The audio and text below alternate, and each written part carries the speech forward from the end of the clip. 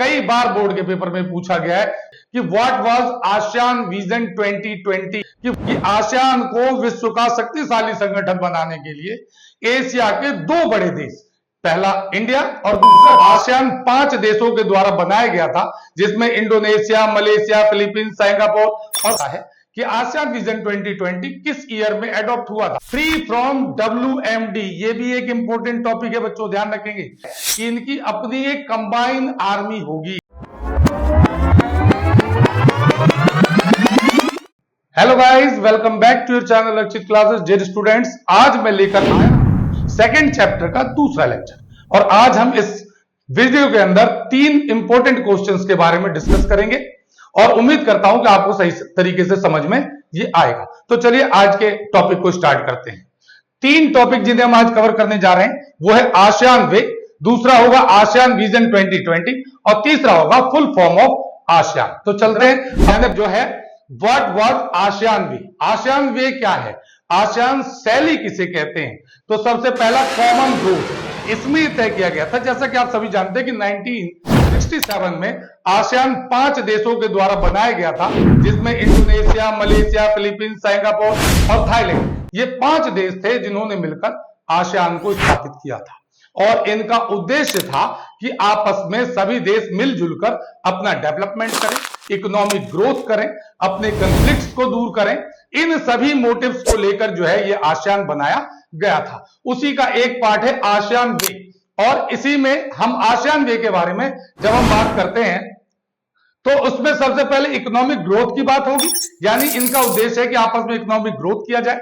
दूसरा cultural exchange, यानी अपने कल्चर को एक दूसरे के साथ एक्सचेंज किया जाए ताकि एक दूसरे के कल्चर ट्रेडिशन को समझा जा सके। तीसरा है फ्री ट्रेड अमंग कंट्रीज, जिन्होंने तय किया था कि आपस के जितने भी देश हैं उन्हें किसी तरह का ट्रेड बैरियर्स नहीं होगा, कोई भी देश एक दूसरे के देश में जाकर अपने व्यापार को बढ़ा सकते हैं। डियर स्टूडेंट्स, और लास्ट पॉइंट है पीस एंड स्टेबिलिटी, सबसे इंपॉर्टेंट पॉइंट है इसके अंदर आसियान वे का। इन्होंने तय किया था कि पूरे एरिया में, पूरे संगठन के क्षेत्र के अंदर पीस क्रिएट करेंगे, जहां कहीं किसी तरह का कंफ्लिक्ट होता है उसे दूर करेंगे और हर देश को एक स्टेबल गवर्नमेंट देने की कोशिश करेंगे।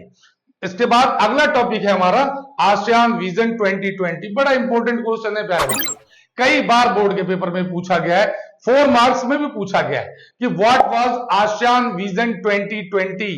आसियान विजन 2020 क्या था?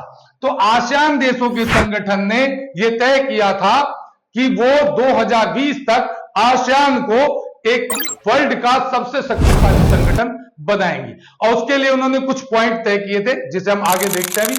इसमें पहला पॉइंट कहा गया था define an outward looking role of ASEAN in the international community, यानी इंटरनेशनल कम्युनिटी में आसियान के रोल को तय किया जाएगा, यानी ये पूरे वर्ल्ड कम्युनिटी को अपनी उपस्थिति दर्ज कराएंगे। ये उन्हें ये साबित करके दिखाएंगे कि आसियान का भी कोई वजूद है, ये दिखाना इनका पहला पर्पस था। दूसरे पॉइंट की तरफ हम बढ़ते हैं कि vision 2020 adopted in Kuala Lumpur on 15 दिसंबर 1971। ये पॉइंट आपको यहां पर ध्यान रखना है। क्यों? क्योंकि 1 मार्कर क्वेश्चनों के अंदर भी कई बार पूछा जाता है कि आसियान विजन 2020 किस ईयर में एडॉप्ट हुआ था। तो आपको पता होना चाहिए कोलालमपुर में 15 दिसंबर 1971 में इसे एडॉप्ट किया गया था। आगे बढ़ते हैं अगले पॉइंट की तरफ, encourage negotiation over the conflict. जैसा कि पहले भी बताया मैंने आपको इसी वीडियो के अंदर कि इनका उद्देश्य यह भी था कि अगर आपस के देशों में किसी तरह का कंफ्लिक्ट होता है, अगर आपस के देशों में किसी तरह के झगड़े होते हैं तो बाकी के देश मिलकर उनके झगड़े को दूर कराने की कोशिश करेंगे, उनके कंफ्लिक्ट को खत्म कराने की कोशिश करेंगे ताकि ये डेवलपमेंट पर जोर दे सकें। अगले टॉपिक की तरफ बढ़ते हैं। इसी में फ्री फ्रॉम WMD, ये भी एक इंपॉर्टेंट टॉपिक है बच्चों, ध्यान रखेंगे। WMD का मतलब वेपन ऑफ मास डिस्ट्रक्शन। इन्होंने ये कहा था कि वेपन ऑफ मास डिस्ट्रक्शन, जितने भी वेपन है न्यूक्लियर, ऐसा कोई वेपन ये नहीं बनाएंगे, ये तय किया था। इसके अलावा इन्होंने आसियान विजन 2020 के अंदर 3 पिलर स्टैब्लिश किए हैं, जिसमें ASEAN security council, ASEAN economic council, ASEAN social and cultural council establish किया है, जिसमें इन्होंने इकोनॉमिक काउंसिल के तहत यह तय किया है कि सिर्फ आपस में व्यापार करेंगे, बाहर की कंट्री से किसी तरह का इनका कोई लेन देन नहीं होगा। सिक्योरिटी काउंसिल के अंदर इन्होंने तय किया है कि इनकी अपनी एक कंबाइन आर्मी होगी, सभी देशों की मिली हुई। अगर बाहर का कोई भी देश किसी भी संगठन, इनके संगठन के किसी भी देश पर हमला करता है तो वो पूरे संगठन पर हमला माना जाएगा और उस कंडीशन में पूरा संगठन मिलकर उसको अपोज करेगा। ये काम सिक्योरिटी काउंसिल का है। तीसरा पॉइंट है बच्चों सोशल एंड कल्चरल काउंसिल। इसका काम ये था कि आपस में कल्चरल एक्सचेंज करना। अब कल्चरल एक्सचेंज कैसे होगा ये भी ध्यान रखना होगा। समय समय पर अलग अलग तरह के प्रोग्राम ऑर्गेनाइज करना, जिसमें सभी देशों को इनवाइट करना ताकि वो भी पार्टिसिपेट करें, अपने कल्चर का प्रदर्शन करें, एक दूसरे के कल्चर को समझने का मौका मिलेगा तो अच्छे तरीके से एक दूसरे के बीच घनिष्ठता स्थापित होगी। इन सभी उद्देश्यों को लेकर यह बनाया गया था। और लास्ट टॉपिक हम ये कह सकते हैं आसियान विजन 2020 में कि आसियान को विश्व का शक्तिशाली संगठन बनाने के लिए एशिया के 2 बड़े देश, पहला इंडिया और दूसरा चाइना, इन दोनों को इन्होंने अपना मेंटोर बनाया है। जब कभी भी आसियान संगठन की मीटिंग होती है तब इंडिया और चाइना को इनवाइट किया जाता है कि वो आकर सलाह दें, एडवाइस दें, गाइडलाइंस तय करें कि किस तरह से आसियान को और तेजी से आगे बढ़ाया जा सकता है। तो ये टॉपिक था आसियान विजन 2020। डियर स्टूडेंट्स, अगर आपको मेरे समझाने का तरीका अच्छा लगा हो, अगर आपको मेरी वीडियो अच्छी लगी हो तो प्लीज एंड प्लीज एक लाइक जरूर करते चलें और अपने फ्रेंड्स के साथ भी इसे शेयर करें।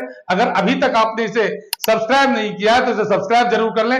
अगले टॉपिक की तरफ बढ़ते हैं इसी चैप्टर के, जो कि है what is the full form of ASEAN. ASEAN का पूरा नाम क्या है, पढ़ाते हैं इसको। ये आसियान का फुल फॉर्म, ये भी एक इंपॉर्टेंट क्वेश्चन है, 1 मार्क में कई बार पूछा गया बोर्ड के अंदर कि आसियान की फुल फॉर्म क्या है, या 5 देशों के नाम बताएं जिन्होंने आसियान को स्टैब्लिश किया था या किस ईयर में आसियान स्टैब्लिश हुआ था। तो पहले फुल फॉर्म को देख लेते हैं। आसियान का पूरा नाम है बच्चों association of south east Asian Nations, और ये 1967 में स्टैब्लिश हुआ था। और इसको स्टैब्लिश करने वाले 5 देश Indonesia, Malaysia, Philippines, Singapore, Thailand, ये 5 देश। तो ज्यादा लंबी ना करते हुए इस वीडियो को आज के लिए हम यहीं खत्म करेंगे। अगला अपना तीसरा लेक्चर मैं जल्द लेकर आऊंगा। लेकिन अगर आपको ये वीडियो अच्छी लगी हो, फिर बार बार मैं आप लोगों से कह रहा हूं कि अगर आपको मेरे समझाने का तरीका अच्छा लगा हो तो प्लीज एक लाइक जरूर करके जाएं, अपने फ्रेंड्स के साथ इसे शेयर करें, और अगर अभी तक आपने इसे सब्सक्राइब नहीं किया है तो बेल आइकन दबाकर, हाँ सही सुना आपने, बेल आइकन दबाकर इसे सब्सक्राइब कर लें ताकि जो भी वीडियो मेरी आए वो आगे आपके पास उसकी नोटिफिकेशन आती रहे। Thank you so much for watching, have a nice day.